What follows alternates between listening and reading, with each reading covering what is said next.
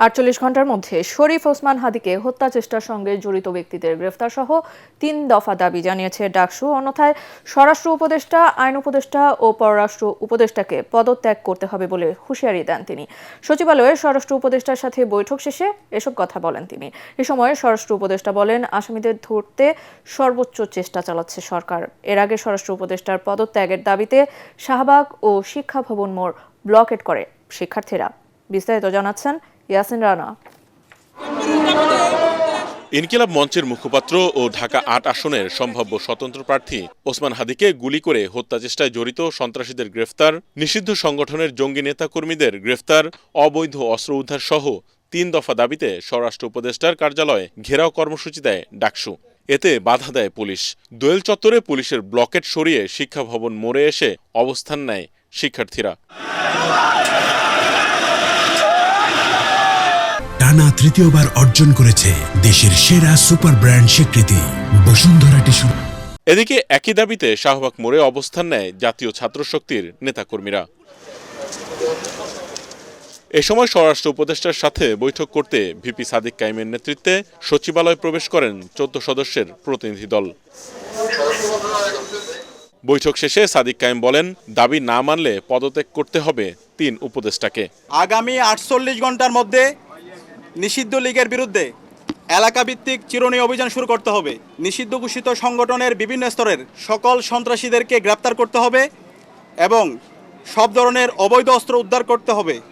এই বিষয়ে সরকারের অবহেলা আমরা সহ্য করব না এবং আইন শৃঙ্খলা পরিস্থিতি দৃশ্যমান পরিবর্তন না দেখাতে পারলে স্বরাষ্ট্র উপদেষ্টা, আইন উপদেষ্টা এবং পররাষ্ট্র উপদেষ্টাকে পদত্যাগ করতে হবে। সাধারণ ছাত্রদের নিয়ে গণকমিটি করে নিষিদ্ধ আওয়ামী লীগের নেতাকর্মীদের পুলিশে ধরিয়ে দেওয়ার আহ্বান জানান ডাকসু ভিপি। বলেন, যেসব আইনজীবী আওয়ামী লীগের পক্ষে দাঁড়াবে তাদের বিরুদ্ধেও আন্দোলন চলবে। সারা দেশের মুক্তিকামী ছাত্র জনতাকে আহ্বান করছি, নাগরিকদের নিরাপত্তা নিশ্চিত করার জন্য আইন শৃঙ্খলা রক্ষায় আমরা যেন গণকমিটি গঠন করি, যে গণকমিটির মাধ্যমে যারা ফেসিবাদের দোষর আছে, খুনি হাসিনা এবং তার দোষর, নিষিদ্ধ ছাত্রলীগ, যুবলীগ, সন্ত্রাসীদেরকে আইডেন্টিফাই করে তাদেরকে যেন থানায় দেওয়া হয় এবং তাদের বিরুদ্ধে যেন ব্যবস্থা নেওয়া হয়। এ সময় স্বরাষ্ট্র উপদেষ্টা জাহাঙ্গীর আলম চৌধুরী বলেন, সরকার শিক্ষার্থীদের দাবির পক্ষে একমত।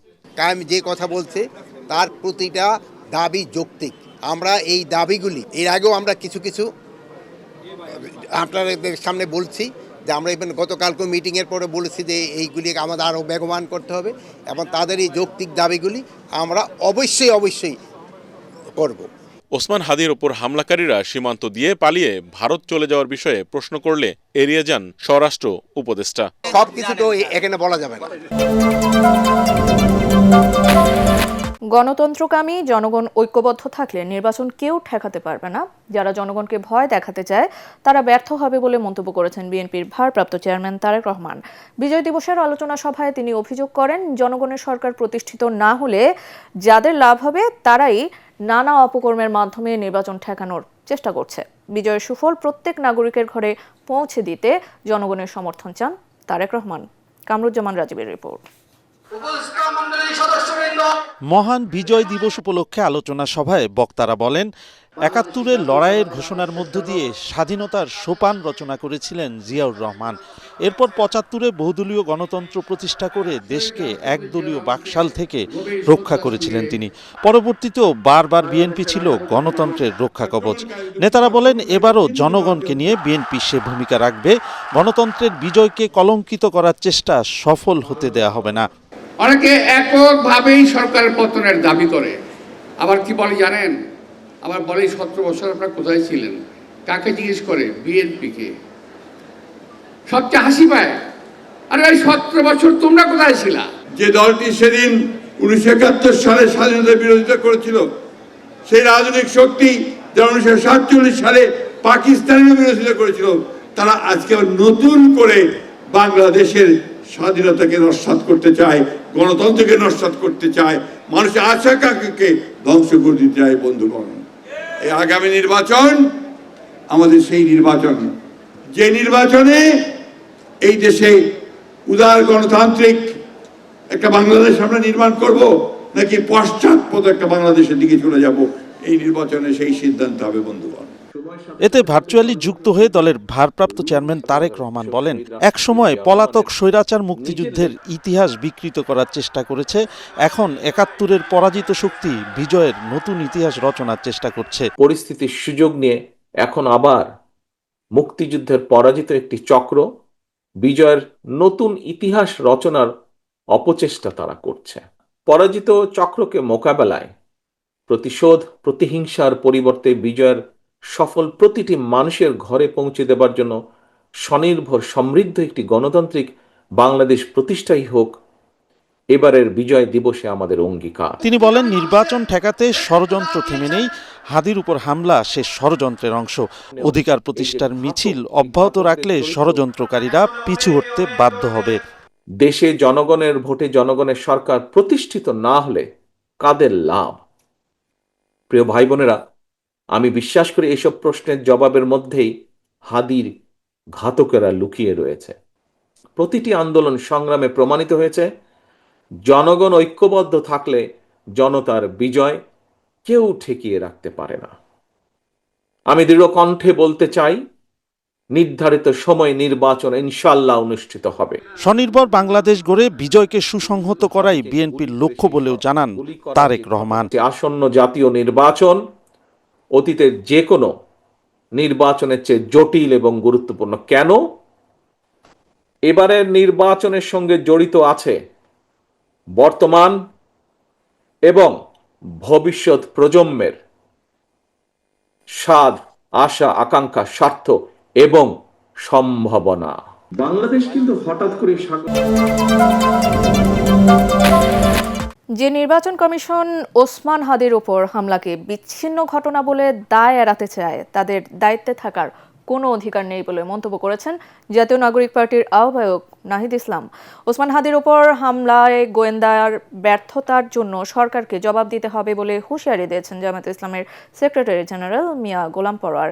ইনকিলাব মঞ্চের মুখপাত্র ওসমান হাদির উপর হামলার প্রতিবাদে কেন্দ্রীয় শহীদ মিনারে সর্বদলীয় প্রতিবাদ সমাবেশে তাঁরা এসব কথা বলেন। এ সময় বিভিন্ন রাজনৈতিক দলের শীর্ষ নেতা হামলাকারীদের দ্রুত গ্রেফতার ও বিচারের দাবি জানান।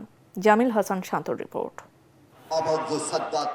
জুলাই গণঅভ্যুত্থানের অগ্রভাগের সৈনিক ইনকিলাব মঞ্চের মুখপাত্র শরীফ ওসমান হাদিকে হত্যার উদ্দেশ্যে সন্ত্রাসী হামলার প্রতিবাদে শহীদ মিনারে সর্বদলীয় প্রতিবাদ সমাবেশ।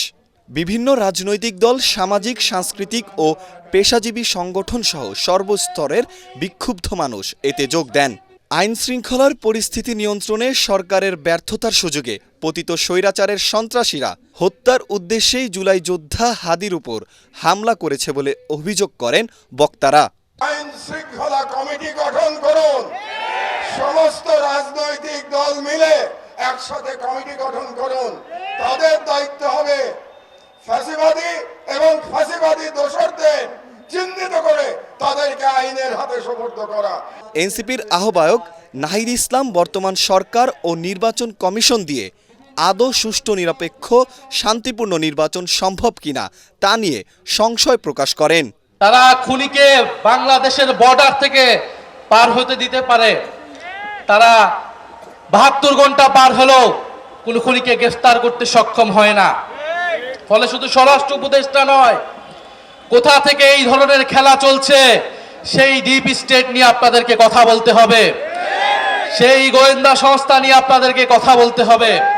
জামায়াতের সেক্রেটারি জেনারেল মিয়া গোলাম পরোয়ার অভিযোগ করেন, নির্বাচনকে সামনে রেখে পার্শ্ববর্তী দেশ থেকে বাংলাদেশে বিশৃঙ্খলা সৃষ্টিতে মদদ দেওয়া হচ্ছে। আজকে মৃত্যুদণ্ডপ্রাপ্ত পলাতক আসামি হাসিনাকে যারা আশ্রয় দিয়েছে, হাদির উপরে গুলি করে ভারতে পালিয়ে যাওয়ার সুযোগ যারা দিয়েছে, তারা বাংলাদেশের নির্বাচনকে সুষ্ঠু করতে দেবে না। বিএনপির পক্ষ থেকে প্রতিরোধ সমাবেশের প্রতি সংহতি প্রকাশের কথা জানিয়ে ইনকিলাব মঞ্চের নেতারা বলেন, প্রতীত স্বৈরাচার শেখ হাসিনার বিরুদ্ধে সব দেশপ্রেমিক শক্তিতে ঐক্যবদ্ধ থাকতে হবে। ঢাকা ৮ আসনের সম্ভাব্য প্রার্থী ওসমান হাদি হত্যা চেষ্টাকে বিচ্ছিন্ন ঘটনা বলে মন্তব্য করেছেন প্রধান নির্বাচন কমিশনার। বলেন, নির্বাচনকে সামনে রেখে এ ধরনের ঘটনা নতুন নয়। আগামী জাতীয় নির্বাচনকে ঘিরে কোনো ধরনের শঙ্কা নেই বলেও জানান তিনি।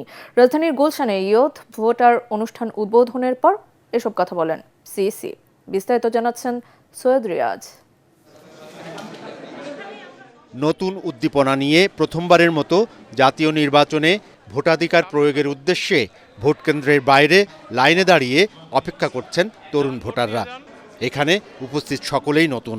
ত্রয়োদশ জাতীয় নির্বাচনে তাদের ভোটাধিকার কিভাবে প্রয়োগ করবেন তারই মহড়া এটি। আমাদের generation will be the next best generation in voting and other system. দল এবং মার্কা দেখে নয়, মূলত যোগ্যতা, শিক্ষা এবং সততা দেখে ইয়ং জেনারেশন ভোট দিবে বলে আমরা বিশ্বাস করি। তরুণ ভোটারদের মধ্যে সচেতনতা বৃদ্ধি এবং অংশগ্রহণমূলক গণতন্ত্রে তাদের ভূমিকা তুলে ধরতে রাজধানীর গুলশান ১ নম্বরের একটি কনভেনশন সেন্টারে নতুন ভোটারদের জন্য ইউথ ভোটার কর্মসূচির উদ্বোধন করেন সিইসি AMM নাসির উদ্দিন। তরুণদের উপর ভর করে বাংলাদেশকে এগিয়ে যেতে হবে। সুষ্ঠু নির্বাচন অনুষ্ঠানে সকলের সহযোগিতা প্রয়োজন জানিয়ে সিইসি বলেন, সবাইকে সঙ্গে নিয়ে সময় মতো নির্বাচন হবে। ৫ আগস্ট পরবর্তী সময় থেকে বর্তমানে আইনশৃঙ্খলা পরিস্থিতির অনেক উন্নতি হয়েছে বলেও মন্তব্য করেন সিইসি। আইনশৃঙ্খলা অবনতি হলো কোথায়?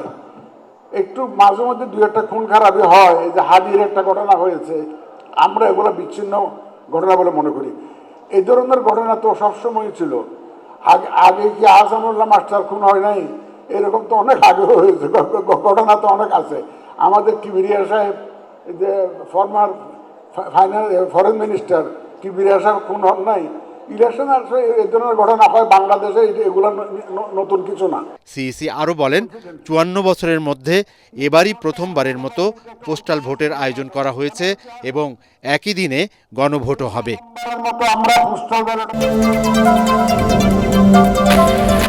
ওসমান হাদিকে নিয়ে প্রধান নির্বাচন কমিশনারের বক্তব্যের ব্যাখ্যা চেয়েছেন জামায়াতে ইসলামের আমির ডাক্তার শফিকুর রহমান। জাতীয় প্রেস ক্লাবে বিজয় দিবসের আলোচনা সভায় তিনি বলেন, হাদিকে নিয়ে সিইসির বক্তব্য জাতি ভালোভাবে নেয়নি। সিইসিকে বক্তব্যের ব্যাখ্যা দেওয়ার আহ্বান জানিয়ে তিনি বলেন, তা না হলে জাতি তার বিরুদ্ধে সিদ্ধান্ত নেবে। ৭১কে সম্মান করার পাশাপাশি ২৪কে ধারণ করতে হবে বলেও মন্তব্য করেন জামায়াতের আমির। হুমায়ুন চিশতির রিপোর্ট। জাতীয় প্রেস ক্লাবে জামায়াতে ইসলামী ঢাকা মহানগর দক্ষিণ শাখা আয়োজন করে বিজয় দিবসের আলোচনা সভা। সভায় দলের আমির ডাক্তার শফিকুর রহমান ৭১ ও ২৪-এর আহত ও শহীদদের শ্রদ্ধা জানিয়ে বলেন, জামায়াতে ইসলামী এখন অতীত ভুলে ঐক্যবদ্ধ থাকতে চায়। জাতি মুখিয়ে আছে নতুন বাংলাদেশ দেখার জন্য। আমাদের তরুণরা যেন বলতে পারে, আমরা আর হাত পাতা ভিক্ষুকের জাতি নই, আমরা স্বনির্ভর বাংলাদেশের তরুণ নাগরিক। ইনকিলাব মঞ্চের আহ্বায়ক শরীফ ওসমান হাদির উপর হামলা নিয়ে প্রধান নির্বাচন কমিশনারের বক্তব্যে জাতি ক্ষুব্ধ উল্লেখ করে তিনি ওই বক্তব্যের ব্যাখ্যা দেওয়ার আহ্বান জানান। নির্বাচন কমিশনের প্রধান তিনি একটি বক্তব্য রেখেছেন, যা আমি বিশ্বাস করি আমার মতো সমস্ত মানুষকে আহত করেছে। জাতি তার এই বক্তব্যকে মোটেই ভালোভাবে গ্রহণ করেন, অথচ তিনি আছেন একটি নিরপেক্ষ জায়গায় বসে। আমি তাকে বিনয়ের সাথে অনুরোধ করব, আপনার এই বক্তব্যের ব্যাখ্যা আপনাকে দিতে হবে। জাতির মনে আপনি বক্তব্য যে দুঃখ সৃষ্টি করেছেন, এই দুঃখ দূর করার দায়িত্ব আপনার।